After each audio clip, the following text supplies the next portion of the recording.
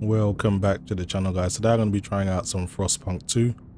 Now, I haven't played any of the Frostpunk games before, so I'm not very familiar with the franchise, but it is a requested video by one or two of my subscribers, and plus it's available on Game Pass, so I thought I'd give it a try. I'm going to put my on-screen display up.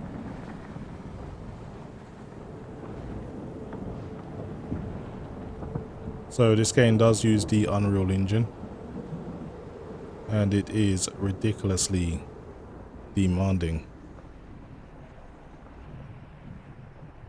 So from what I know, it's kind of like a post-apocalyptic world where there's like a crazy, it's almost like you're living in the Ice Age almost, and you're using some of the old tech to kind of stay alive and produce heat. So this one says fight the cold, but old dreadnought remains in pieces under layers of snow, but the scattered wagons still have resources inside. First, we must break the ice to reach one of the oil wagons and construct an extraction district to use it. Then we can turn the dreadnought's furnace to heat us. So that's basically what I got to do, revive the furnace. So as the game said, step one is basically to break some of this ice. Now I'm going to quickly go through the in-game settings. Just be aware some of the settings you can only change from the main menu. But playing at a resolution of 3840 by 2160, no VSync, no frame limit. DLSS is enabled as well as frame generation. Now the game, for some reason, allows you to go all the way up to ultra quality when it comes to upscaling, rather than ultra, which is what we usually see with DLSS. So I've gone with ultra quality just to see how it looks, and everything else is at ultra high. As far as I'm aware, I'm not sure if there's any ray tracing in this game. It's not made apparent, at least, but they might be using ray tracing. This is the Unreal Engine after all, so it's very possible. So I need to break the ice around the dreadnought, so we need to get access to the furnace. Let's start chipping away at some of this ice. And just like all main strategy games, you can kind of fast forward time if things are taking a little bit too long. So you can put the game in double speed. Doesn't seem to affect FPS in any way. So that's just breaking up the ice. Alright, we'll go back to normal game speed now. I'm going to need to break up a bit more ice, so let's just get this icebreaker to work so we can get access to this oil. So I guess this is how many wanderers I have alive at the moment, and first we need to do is get some heat, then we need to get some accommodation. I would imagine we need to get some food as quickly as possible. I'm just going to speed things up again just to help things along, but the game doesn't seem to use a lot of CPU. Not a lot at all. I know it's quite a GPU bound scenario, but even so, it seems to just really just rely on your GPU to run. Doesn't use much memory either, only using around 8 GB of VRAM, but it's certainly pushing my RTX 4090, almost drawing 500 watts here. Anyway, I think we need to crack up just a little bit more ice just to make a little bit more room. A few things that we're going to need to get access to. Again, I'm just going to speed up time. While that's happening, I'm going to have a look at the map. See what else is around. Now they've made the snow and wind effect look very, very convincing. This whole area looks uninhabitable, but these guys are making do, obviously. Okay, let's go back to regular game speed. We're still on day one. I think we cracked up quite a bit of ice. So I'm going to start building what I'm told. So frost break an oil wagon and construct an extraction district. So this, we need to find an oil wagon. I believe this one is an oil wagon. It is. I'm going to make sure all the ice has been chipped up around it. Yep. Let's fast forward again.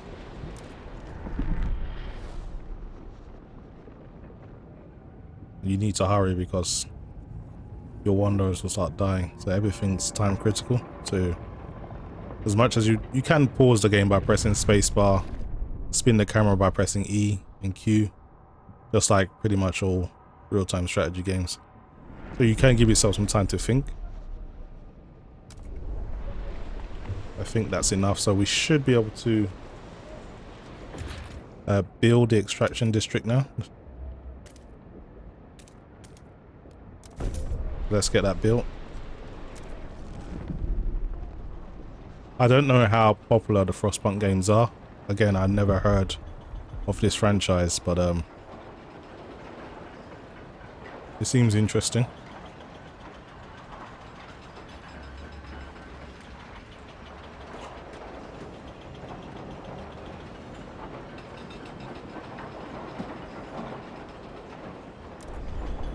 Be nice if that BGM in the background while you're doing this, something like Age of Empires or something. Always love the BGMs in those games. Okay, so now we have an extraction. What is this? So it says oil. As the thick black liquid oozes through the pipes, our people rejoice. Okay, so we can now use this to get access to the dreadnought furnace. Let's turn that on. Okay, now we have heat. Okay, so what is the next objective? Provide basic infrastructure. For furnaces on, we have enough oil to cover current needs, but the cold will still affect the people until they have proper shelter, so we need to make a few houses. So we're going to need to bring out the icebreakers again, start carving up some more land. Let's get that done as quickly as possible. Let's forward time a little bit. We're already on day 5, so as much as it doesn't seem like time's flying, it really is. And these people are depending on me to get everything up and running.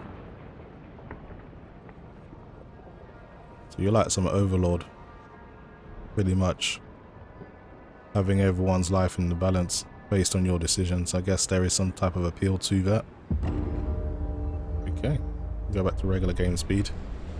Let's carve up a little bit more nearby, so we just want to make some more places to build. You gotta chip away at the ice, you can't just build on the frozen plain. It's way too much snow and ice. Okay, let's see what's going on here. It says be grateful, others have lost their lives. Okay, these guys are just doing their jobs.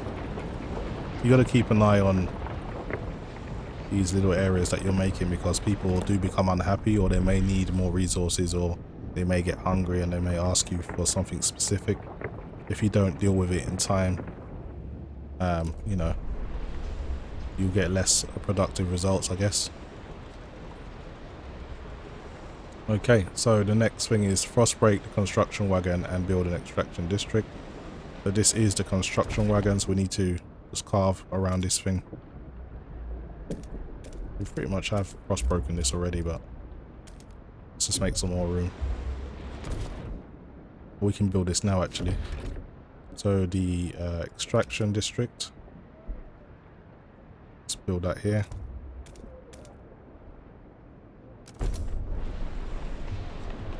I just want to get all the main tasks done as quickly as possible. That way we can try and get some food in people's bellies. I'm a little bit disappointed that I'm only getting around 54 FPS, even with frame generation and DLSS. Granted, I'm using the Ultra Quality preset, which isn't much of an upscaling. So I don't even know what resolution that would be.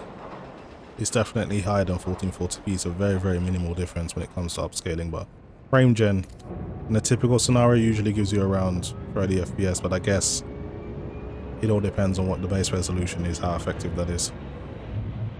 Anyway, we have got, let me just pop down my OSD so you guys can see. So I've got to build 2 housing districts now, and I've definitely carved up enough room to do so.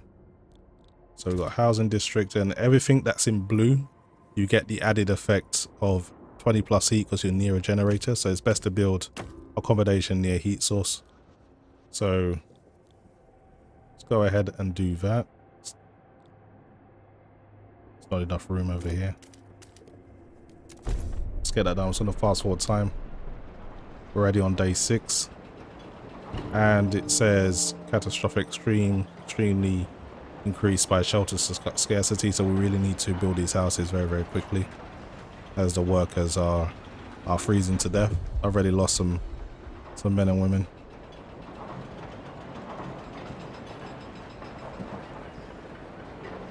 Graphically though, I know I haven't spoken about it. It actually looks pretty cool. Just like the way the smoke's pouring out. Who knew you would need a beast of a PC to run this thing? Maybe that's why someone requested this, because they know how demanding these types of games are. Okay, so we've got some housing, but we need to build some more. Hopefully there's enough land to do so. Let's build some more near the heat.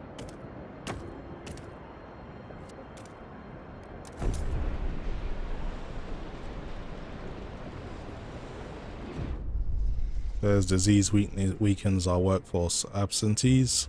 A harsh condition in the camp take their toll on the people.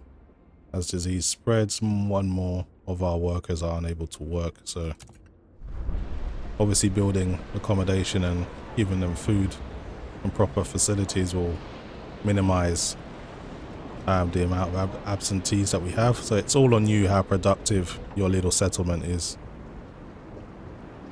So let's fast forward the gameplay a little bit more. I can't believe how much this is pushing my RTX 4090. I know my card's overclocked and I'm almost pulling 500 watt at times, but it really is hammering it.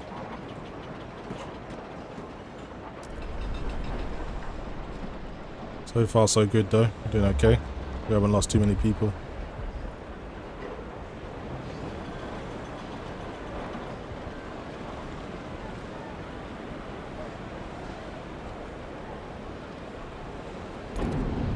Okay, gain access to food. We have established some heat and shelter for our people. We must now turn our attention to the incoming whiteout. First, we must frost break to the small patches of fertile soil suitable for growing food. Then we must store it easily in an easily accessible depot. We must move quickly so no one starves. So the thing about this game is you can't just go to somewhere and just start extracting resources. So for example, this is an area where there's fertile soil. There is this kind of checkered area. That means it's frozen. You need to cut yourself a path to get there. So I need to now use the frost or the ice. Let's get rid of all the ice before I can actually get to the soil. So the frost breaker, I need to break up all this soil just to get down there. Just to swing the camera around. Try and get down there as quickly as possible. I'm just going to fast forward time. This is going to take a while. Okay, so now we can build some more. Okay, so this is where the soil is.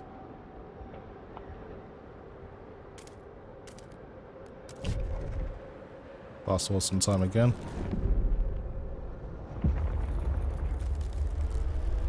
We are already on day 7. Okay.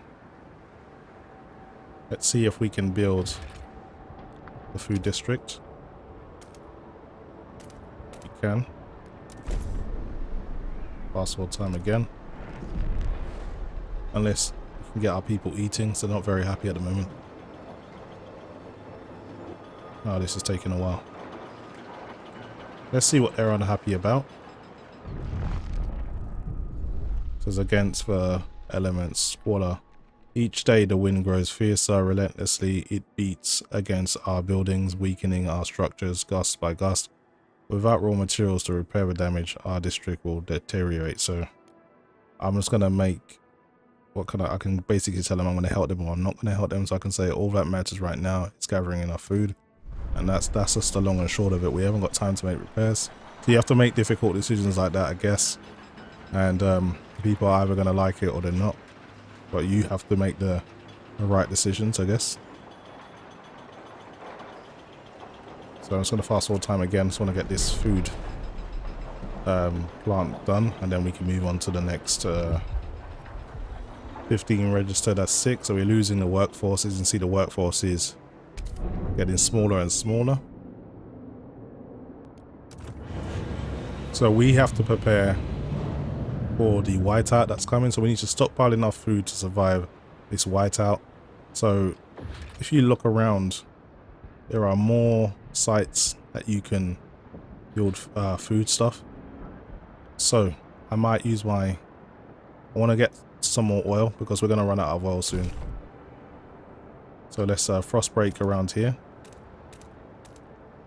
just to make sure that we have enough oil. And then once we get some more oil, you can also kind of individually tell the workers, look, I want you guys to work emergency shifts so we can increase product efficiency. So I'm going to do that. They're not going to like it, but stockpiling food is a priority at the moment. So you have to make these types of decisions.